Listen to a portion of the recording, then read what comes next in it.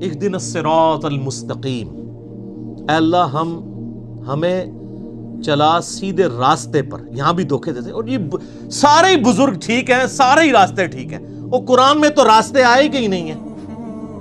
قرآن میں گمراہی جمع کے سیغے سے آئی ہے، ہدایت ہمیشہ سنگولر کے سیغے سے۔ ظلمات آیا گمراہی کے لیے، نور آیا، انوار نہیں آیا۔ تو قرآن کا ترجمہ ہی غلط کر رہے ہو۔ اہدنا الصراط المستقیم، اے اللہ ہمیں چلا سیدھے راستے پر۔ صراط الذین انعمت علیہم، راستہ ان لوگوں کا، راستے نہیں۔ وہ کہتے ہیں چاروں ہی حق پہ ہیں، پانچوں ہی حق پہ ہیں، سارے ہی ٹھیک ہیں۔ راستہ ان لوگوں کا انعمت علیہم، جن پر تیرا انعام ہوا۔ اور یہ آیت پڑھ کے اپنے بابوں کے نام لینے شروع کر دیتے ہیں۔ یہ بابے تو جمع بھی نہیں سن اس ٹائم جدوں آیت نازل ہوئی ہے، اور پھر یہ بابے بھی مختلف ہیں۔ بریلویوں کے انعمت علیہم جو ہیں وہ مغضوبی علیہم ہیں دیوبندیوں کے، اور دیوبندیوں کے انعمت علیہم جو ہیں بریلویوں کے مغضوبی علیہم ہیں، اور وہ ضالین بھی ہیں۔ تو بابوں کی کون سی آپ ہمیں ڈوز لگا رہے ہیں؟ کوئی بابے کامن نہیں ہے۔ انعمت علیہم کون ہے؟ وہ سر سورہ النساء کی آیت نمبر 69 میں ہے، من النبیین والصدیقین والشہداء والصالحین۔ نبی ہیں، صدیقین ہیں، شہداء ہیں، صالحین ہیں۔ لیکن صالحین کون؟ ڈیفینیٹ تو صرف صحابہ اور اہل بیت ہے، اس کے بعد صرف ہماری اسیسمنٹس ہیں، اللہ کو پتہ ہے، کیونکہ وہی کا معاملہ ہے۔ تو راستہ، اور وہ راستہ کس کا ہے؟ اچھا، راستہ اللہ کی طرف سے کسے عطا ہوتا ہے؟ بابے کو یا پیغمبر کو؟ اللہ کے کھاتے میں تو بابا کوئی ہوتا ہی نہیں ہے، پیغمبر ہی ہوتے ہیں، باقی سب فالوور ہوتے ہیں۔ لیڈر ایک، یہاں تو ان کو انہوں نے لیڈر بنا دیا ہوا نا، یہ فالوور تھے۔ اور وہ سر مسند احمد میں صحیح سند سے حدیث ہے، مشکات کی آپ کو پہلی جلد میں ملے گی، نبی علیہ السلام نے زمین پہ ایک لکیر کھینچی، ارد گرد ٹیڑھی لکیریں کھینچی، اور آپ نے وہ سیدھی لکیر پر انگلی رکھ کے سورہ الانعام کی آیت پڑھی، وَأَنَّ هَذَا صِرَاطِي مُسْتَقِيمًا، اور یہ کہ یہ ہے سیدھا راستہ جو میرا ہے، جو بالکل سیدھا ہے، مستقیم ہے، اسی کی پیروی کرو، ادھر ادھر کے راستوں کی پیروی مت کرنا، وہ تمہیں بہکا دیں گے۔ یہ ہے وہ چیز جس کی اللہ تمہیں وصیت کرتا ہے۔ یہ آیت آپ علیہ السلام نے پڑھی اور اپنے راستے کو کہا یہ سیدھا راستہ ہے۔ تو سیدھا راستہ نبی علیہ السلام کا ہے، انعام یافتہ لوگوں کا راستہ نہیں ہے سیدھا، وہ تو بیچارے خود راستے پہ چل رہے ہیں۔ یہ کہتے ہیں ان کے پیچھے چلے، نہیں نہیں نہیں نہیں، ان کے پیچھے نہیں، اس راستے پہ چلنا ہے جس راستے پہ وہ چل رہے ہیں، ان کے پیچھے نہیں چلنا، نبی علیہ السلام کے پیچھے چلنا ہے۔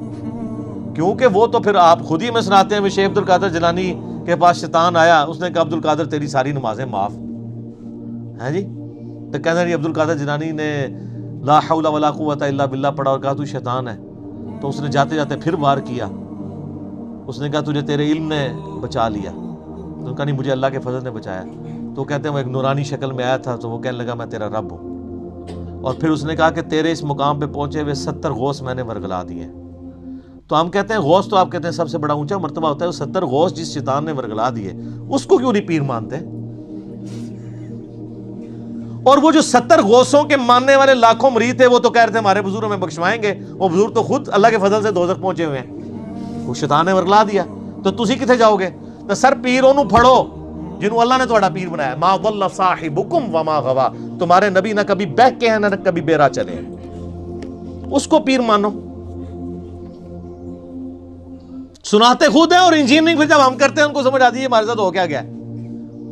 پھر اس کا غوثوں کا تو اعتبار ہی کوئی نہیں، 70 غوث جو رگڑے گئے نے، تو باقی کا کیا اعتبار ہے؟ تو نبی علیہ السلام کو اپنا امام مانے۔ تو صراط الذین انعمت علیہم نبی علیہ السلام کا راستہ۔ اچھا، بخاری مسلم میں ایک حدیث ہے، ایک صحابی حاضر خدمت ہوئی، یا رسول اللہ قیامت کب آئے گی؟ فرمایا کو تیاری کی ہے؟ کہ یا رسول اللہ بس موٹے موٹے فرض ہی پورے کرتا ہوں، زیادہ کوئی باتیں نہیں میرے پاس۔ یعنی باتوں سے مراد یہ نہیں ہے کہ نماز ہی نہیں پڑھتا ہوں، یعنی نفلی باتیں نہیں ہیں، کوئی نفلی روزے نہیں رکھتا، بہت تہجدیں اشراقیں نہیں پڑھتا، موٹا موٹا جو فرض دین ہے اس پہ چلتا ہوں، البتہ میں اللہ اور اس کے رسول سے محبت کرتا ہوں۔ تو نبی علیہ السلام نے فرمایا پھر اللہ اور اس کے رسول تیرے ساتھ ہوں گے۔ انس ابن مالک کے بخاری مسلم میں الفاظ ہیں کہ ہمیں اسلام لانے کے بعد پوری زندگی حضور کے کسی فرمان سے اتنی خوشی نہیں ہوئی جتنے اس فرمان سے ہوئی کہ جو اللہ اور اس کے محبوب سے محبت کرتا ہے، اللہ اس کا محبوب اس کے ساتھ ہوں گے۔ اور پھر انس ابن مالک کے الفاظ ہیں بخاری کے اندر، اے اللہ میں رسول اللہ سے، ابو بکر سے، عمر سے محبت کرتا ہوں، گو میرے اعمال ان کے والے نہیں ہیں، لیکن پھر بھی تو قیامت والے دن مجھے ان کا ساتھ نصیب فرمانا۔ ہم بھی اللہ سے دعا کرتے ہیں کہ اللہ تعالیٰ قیامت الدن ہمیں نبی علیہ السلام، صحابہ کرام اور اہل بیت کا ساتھ نصیب فرمائے، آمین۔ تو یہ وہ لوگ ہیں انعمت علیہم، یہ انعمت علیہم پڑھ کے باپوں کے نام لینے شروع کر دیتے ہیں، فلانے علی سرکار، کاں علی سرکار، کتے علی سرکار، کوڑے علی سرکار، پتہ نہیں کیا کیا یار۔ میں کہتا ہوں ان جن کو بزرگ کلیم کر رہے ہیں ان سے نماز سنیں نا، یہ تجوید کے ساتھ نماز، ترجمہ تو آتا ہی نہیں ہے، تجوید کے ساتھ نماز بھی نہیں آپ کو سنا سکتے، جس میں عین، حا، غین، قاف، ثا، سین، صاد، ذال اس کا فرق کر سکے۔ یہ آپ شروع ہی کریں گے کہ نہیں یہ تو انہوں نہیں آتا ہوئے گا، اور پھر کلیم کر رہے ہیں کہ آپ کو رسول اللہ تک پہنچائیں گے جو خود نبی علیہ السلام سے کوسوں دور ہیں۔ انعمت علیہم پھر کون ہوئے؟ ڈیفینیٹلی انبیاء کرام، صحابہ کرام اور اہل بیت، بس بعد میں آپ کی اور میری منہ شگافیاں ہیں، آپ کسی کو رحمت اللہ علیہ کہہ دیں، دوسرے لعنت اللہ علیہ کہہ دیں گے، وہ اپنی اپنی مرضی ہے، اس کی کوئی گارنٹی نہیں ہے۔ صراط الذین انعمت علیہم غیر المغضوب علیہم ولا الضالین، آمین۔ بچانا ان کے راستے سے کہ جن پر تیرا غضب ہوا اور جو گمراہ ہیں۔ اور اس کے بعد بخاری مسلم میں الفاظ ہیں کہ نبی علیہ السلام سورہ فاتحہ جب بھی پڑھتے تھے تو آمین کہتے تھے۔ آمین آہستہ آواز میں، اونچی آواز میں، یہ بھی اختلاف ہے، بہرحال امام ترمذی نے پوری بحث کی ہے جس میں انہوں نے یہی راجح قول اختیار کیا ہے کہ جو جہری نمازیں ہیں ان میں آمین اونچی کہی جائے گی، اور جو زور اثر کی نمازیں ہیں اس میں آمین آہستہ کہی جائے گی۔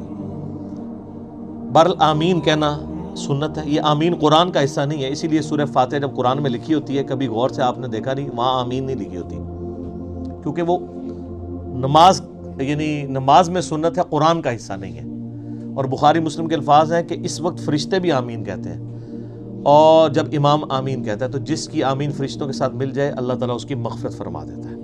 اسی لیے اس چیز کا اہتمام کیا جاتا ہے کہ آپ ولضالین سے پہلے شامل ہو جائیں۔ تو یہ غیر المغضوب علیہم ولضالین، اس میں طویل خاص کے اعتبار سے تو ظاہر ہے کہ جو نبی علیہ السلام کی امت سے پہلی امتیں جو گمراہ ہوئی ہیں، جن پر اللہ کا غضب ہوا، وہ تو قرآن پھر ہمیں بتاتا ہے ضربت علیہم الذلہ والمسکنہ، یہودیوں کے بارے میں کہ اللہ تعالیٰ نے ان کو بندر اور خنزیر بنا دیا، کونوا قردۃ خاسئین، ان پر ذلت اور رسوائی اور غریب الوطنی مسلط کر دی، وہ آج تک مسلط ہے۔